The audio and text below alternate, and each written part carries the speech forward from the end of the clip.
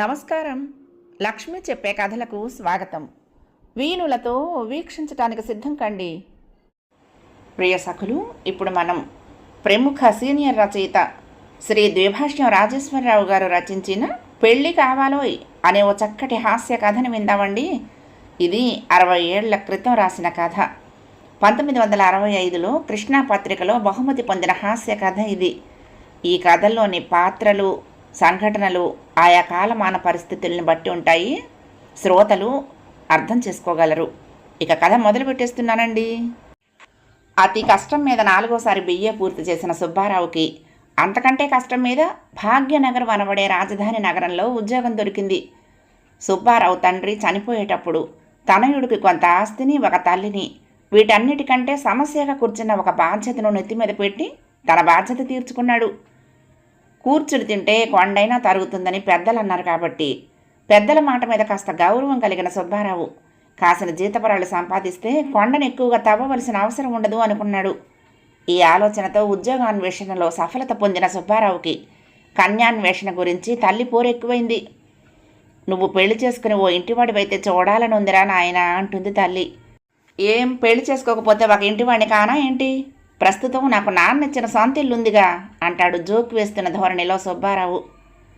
ఏమిటోరా నాయన, నువ్వెప్పుడు ఇంతే, ఆయనే ఉంటే ఇలా తయారయ్యేవాడివా అంటూ ముక్కు జిర్రును చీదుకుంటూ కళ్ళొత్తుకుంటుంది. ఇక అది నారాయణాస్త్రం. సుబ్బారావు మెత్తపడిపోతాడు. అదేమిటమ్మా, కళ్యాణం వస్తే ఆగిపోతుందా చెప్పు అని తల్లిని సముదాయిస్తాడు. ఇది ఇంట్లో రోజు జరిగే మామూలు గొడవే. నిజం చెప్పాలంటే సుబ్బారావుకి పెళ్ళి అంటే సుతరాం ఇష్టం లేదు. సంసార సాగరం దుఃఖం, పెళ్ళి ఒక గుదిబండ ఇత్యాది సామెతలన్నీ విన్న అతనికి పెళ్ళి అంటేనే ఓ విధమైన బెదురు పట్టుకుంది. ఆ మధ్య ఏదో పత్రికలో పెళ్ళొద్దు బాబోయ్ అన్న వ్యాసంలో పెళ్ళైతే ఎదురయ్యే కష్టాలు చదివి భయంతో 3 లంకణాలు చేశాడు సుబ్బారావు. పథ్యం తిన్నాక పెళ్ళొద్దు బాబోయ్ అని 70 సార్లు ఇంపోజిషన్ కూడా రాసేశాడు. అందుకే తల్లి పెళ్లి మాట ఎత్తితే మనసు మీద ముళ్ళు గుచ్చుకున్నట్టు ఉంటుంది సుబ్బారావుకి. తన మనసు పెళ్లికి దూరం అవుతున్న కొద్దీ అతనికి తల్లి పోరు ఎక్కువైంది. ఏమిటో ఈ పెద్దవాళ్లకు పెళ్ళిళ్ళు చూడటం అంటే ఆసక్తి ఎక్కువ అనుకున్నాడు సుబ్బారావు. చివరికి తల్లిపోరు పడలేక ఉద్యోగం వచ్చిన తర్వాత చేసుకుంటానులే అని మాటిచ్చిన సుబ్బారావుకి ఉద్యోగం కాస్త వచ్చేసి మరి పెళ్లి చేసుకో అని వార్నింగ్ ఇచ్చింది. మొదటిసారిగా చిన్న తరహా పల్లె నుంచి పెద్ద తరహా పట్టణమైన రాజధాని నగరం చేరిన సుబ్బారావుకు అక్కడ అన్నీ వింతగానే కనిపించాయి. దూరపు బంధువు ఒక ఆయన ఉంటే వాళ్ళ ఇంట్లో దిగి ఉద్యోగంలో చేరిపోయాడు సుబ్బారావు. 3 రోజులు గడిచిపోయాయి. సాయంత్రం సమయాల్లో చాలా విశేషాలు చూశాడు. పబ్లిక్ గార్డెన్స్ గురించి ఇతరులు చెప్పుకుంటూ ఉంటే విన్న సుబ్బారావు వాటి గురించి ఎంతో గొప్పగా ఊహించుకున్నాడు. తీరా చూస్తే మాసిపోయి చివిగిపోయిన పాతగుడ్డ మొక్కల్లా ఉన్నాయి గార్డెన్స్. నవాబుల పరిపాలనలో బాగుండేవని, క్రమేణా వాటి స్థాయి తగ్గిపోయిందని మాత్రం తెలిసింది. ఇప్పుడు అతనికి కొత్త సమస్య ఒకటి పట్టుకుంది. ఎక్కడైనా ఒక రూమ్ సంపాదించాలి. ఎంతకాలం ఇలా బంధువుల ఇంట్లో గడపటం? ఉద్యోగాన్వేషణలో కృతకృత్యుడై కన్యాన్వేషణ ఇష్టం లేని సుబ్బారావుకి గృహాన్వేషణ ఒక సమస్యగా తయారైంది. ఒక ఆదివారం రోజున అద్దె గది వెతకటం కోసం బయలుదేరాడు సుబ్బారావు. మధ్యాహ్నం 12 గంటల వరకు చెమటలు కక్కుకుంటూ తిరిగిన అతనికి ఎట్టకేలకు ఇస్సామియా బజార్ దగ్గరలో టూలెట్ బోర్డు కనిపించింది. సుబ్బారావుకి పోయిన ప్రాణం తిరిగొచ్చినట్లయింది. ఆనందాతిశయంతో ముఖం జింకి చాటంతా, బ్లాకులో పంచదార ధరంతా అయింది. ఇంతవరకు ఎప్పుడూ అద్దె రూములు అడగటం అలవాటు లేకపోవటం చేత 1కి 10 సార్లు మనసులో రిహార్సల్స్ వేసుకుని మెల్లిగా వెళ్ళి తలుపు తట్టాడు. ఒక బామ్మగారు, అచ్చంగా తెలుగావిడే, వచ్చి తలుపు తీసింది. సుబ్బారావును చూడగానే సిగ్గుతో తల ముసుగు సావరించుకుంది. నమస్కారం బామ్మగారు అన్నాడు గంగా భాగీరథి సమానుల మీద అపరిమితమైన గౌరవం కలిగిన సుబ్బారావు. బామ్మగారు మరింత సిగ్గుపడిపోయి లోపలికి రా నాయనా అని పక్కకు తప్పుకుంటూ లోనికి దారిచ్చింది. బామ్మగారు గదులు ఖాళీగా ఉన్నాయట కదా అని నీళ్లు నవ్వురుతూ లోపలికి ప్రవేశించాడు సుబ్బారావు. రా బాబు చూపిస్తాను అంటూ ఆవిడ ముందుకు దారితీసింది. మాస్టర్ వెంట నడిచే కుర్రాడిలా ఆవిడని అనుసరించాడు సుబ్బారావు. ఒక పెద్ద గది, చిన్న వరండా, వంటిల్లు వరుసగా ఉన్నాయి. ఈ పోర్షన్ కనుక తీసుకుంటే తల్లిని కూడా తీసుకురావచ్చు అన్న ఆలోచన కలిగింది. నాయనా మీదే ఊరు ప్రశ్నించింది బామ్మగారు. ఫలానా అండి అని సమాధానం చెప్పాడు. అద్దె 70 రూపాయలు. ఇష్టమైతే మీ ఆవిడ్ని వెంట పెట్టుకుని రేపే దిగిపోవచ్చు. రేపు ఏకాదశి, మంచిది కూడాను అంటూ ముహూర్తం కూడా నిర్ణయించేసింది ఆవిడ. సుబ్బారావుకి పచ్చి వెలక్కాయ గొంతులో అడ్డుపడ్డట్టు అయ్యింది. బామ్మగారు, నాకు ఇంకా పెళ్ళి కాలేదండి అన్నాడు మాట మింగలేక. మింగేసేటట్టు చూసింది బామ్మగారు. తెల్లటి ముసుగులో ఉన్న ఆవిడ ముఖం ఎర్రగా క్యారెట్ దుంపలా తయారైంది. మరి ఆ మాట ముందే చెప్పలేదేవ్? వెళ్ళు నాయనా వెళ్ళు, పెళ్ళైన వాళ్ళకే ఇల్లు అంది. బామ్మగారు, నా మాట వినండి. నేను చాలా మంచివాణ్ణి, అమాయకుణ్ణి. మా అమ్మను కూడా తీసుకొస్తాను. ఆవిడ కూడా మీలాగే బామ్మగారే. మీకు పత్తి బాగు చేసి ఒత్తులు తయారు చేయటంలో చాలా సహాయపడుతుంది అన్నాడు సుబ్బారావు. అయినా బామ్మగారి మనసు కరగలేదు. లాభం లేదంటూ నిర్దాక్షిణ్యంగా బయటకు పంపి తన కోపాన్ని విసుగుని తలుపు మీద ప్రయోగించింది ఆ గంగా భాగీరథి సమానురాలైన మా అమ్మగారు. పడుచు పిల్ల కోపంలా ఎండ మండిపోతోంది.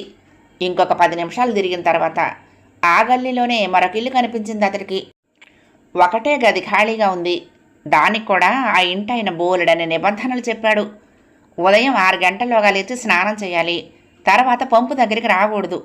ఇంట్లో చాలామంది నారీమణులు ఉన్నారు కాబట్టి కిటికీ తలుపులు ఎప్పుడూ మూసుకునే ఉంచుకోవాలి. వాళ్ల వైపు కన్నెత్తి చూడకూడదు. అద్దె అడ్వాన్స్గానే చెల్లించాలి. అంతేకాదు, సాధ్యమైనంత తొందరలో, అంటే వారం 10 రోజుల్లో భార్యను తీసుకురావాలి చెప్పాడు ఇంటిగలాయన. ఎక్కడి నుండి తీసుకురమ్మంటారు? ఎవరి భార్యను తీసుకొస్తే ఎవరు ఒప్పుకుంటారు చెప్పండి అన్నాడు సుబ్బారావు విసుగ్గా. అయితే మీకు ఇంకా పెళ్లి కాలేదు? పిదపకాలం పెదప బుద్ధులు అంటూ 2 సార్లు నోరు నొక్కుకున్నాడాయన. మేము సంసారులం బాబు, బ్రహ్మచారులకి ఇవ్వదలుచుకోలేదు అన్నాడు. బ్రహ్మచారులంటే పోకిరీలు, రౌడీలు, గోండాలు అనే అభిప్రాయాన్ని సూచిస్తూ అన్న ఆయన మాటలు వింటూ ఉంటే సుబ్బారావుకి అరికాలి మంట నెత్తికెక్కింది. విసవిస నడుచుకుంటూ బయటకు వచ్చేశాడు. బ్రహ్మచారులు, వారి మంచితనం అనే వ్యాసాన్ని రాసి ఏదైనా పేపర్కి పంపించి బ్రహ్మచారుల గొప్పతనాన్ని ఎత్తి లోకానికి చూపించాలి అనుకున్నాడు. చిచ్చి, పాడులోకం. బ్రహ్మచారి అంటే గెడ్డిపోచంత కూడా విలువ లేదని విసుక్కున్నాడు లోపల. ఆంధ్రా బ్యాంక్ వీధిలో నుంచి నడిచి కోఠి చేరుకుని 8వ నెంబర్ బస్ కోసం నిలబడ్డాడు. హైదరాబాద్ ఆర్టీసీ సిటీ బస్సుల్లో విశేషం ఏంటంటే వస్తే ఒక మందగా 10 బస్సులు వచ్చి నిలబడతాయి. లేకపోతే గంటల తరబడి ఒక్క బస్సు రాదు. అంతలో సుబ్బారావుకి సొంత ఊరి పరిచయస్తుడు ఒక ఆయన కనపడ్డాడు. ఆయన సుబ్బారావు మొర ఆలకించి, నాయన 1వ నెంబర్ బస్సు అధిరోహించి నారాయణగూడ పోయినచో ఫలానా నెంబర్ గల ఇంట్లో ఖాళీగా ఒక రూము కలదు. అది నీకు దొరుకును, పోయిరమ్ము అని ఉపదేశించాడు. వీళ్ళ సంభాషణ వింటున్న ఒక గళ్ళలుంగి వ్యక్తి సుబ్బారావును పక్కకు రహస్యంగా పిలిచి, సార్, మీకు రూమ్ కావాలనా అంటూ అడిగాడు. విష్ణుమూర్తి భక్తుడికి వరమిచ్చే ఫోజులో నిలబడి. సుబ్బారావుకి మదన్మోహన్ సంగీతం అంటే ఎంత ఇష్టమో గళ్ళలుంగి వ్యక్తులంటే అంత భయం. నోటి నిండా కిళ్ళి కుక్కుని దర్జాగా గళ్ళ లుంగీలు కట్టుకుని పని పాట లేకుండా రోడ్ల వెంట తిరిగే ఈ లుంగీ వాలాలంటే అతనికి అసహ్యం కూడాను. తనను పక్కకు తీసుకువెళ్ళి తన్ని తన దగ్గరున్న డబ్బు కాస్త లాక్కుంటాడేమోనని భయపడ్డ సుబ్బారావుకి ఆ మాటలు వినటంతోనే చెవుల్లో అమృతం పోసినట్లయింది. నువ్వెంత మంచివాడివి బాబు అన్నాడు.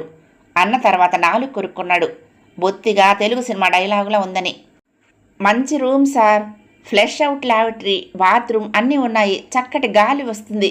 మంచి సెంటర్లో ఉంది.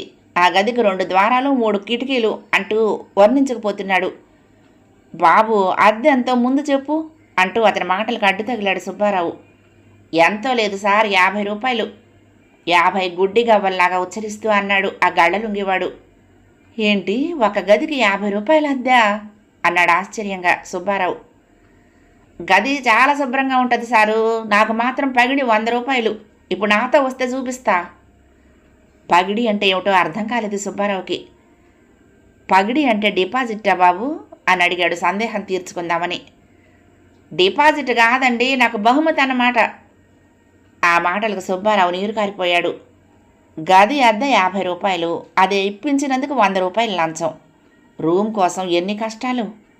తను ఉద్యోగం కోసం కూడా 100 రూపాయలు లంచం ఇవ్వలేదు అనుకున్నాడు సుబ్బారావు. నాకు అక్కర్లేదు నాయనా అంటూ నారాయణగూడ బస్టాప్ చేరుకున్నాడు. కాశీ మజిలీ కథల్లో రాజకుమారులు రాక్షసుల ప్రాణాల కోసం అష్ట కష్టాలు పడి వెతికినట్లు ఆ శాల్తీ చెప్పిన ఇంటిని వెతికి పట్టుకున్నాడు. ఆ ఇల్లు ఒక్క మొక్కలో చెప్పాలంటే అసలు కొంపలాగానే లేదు. రాళ్ళు, ఇటుకలు, సున్నం, పెంకులు ఇత్యాదులన్నీ కలిసి ఒక గొట్టగా పోసినట్టుగా ఉంది. హరప్పాలో బయలుపడిన ప్రాచీన గృహాలను మరపింపచేస్తూ ఉంది.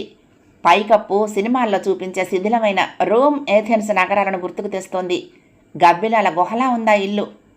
ఎక్కడికి వెళ్ళినా పాతపాటే. ఇల్లు అద్దె తక్కువగానే ఉంది, కానీ పెళ్ళైతేనే ఇస్తారట, లేకపోతే ఇవ్వరట. సార్, నేను చాలా మంచివాణ్ణండి.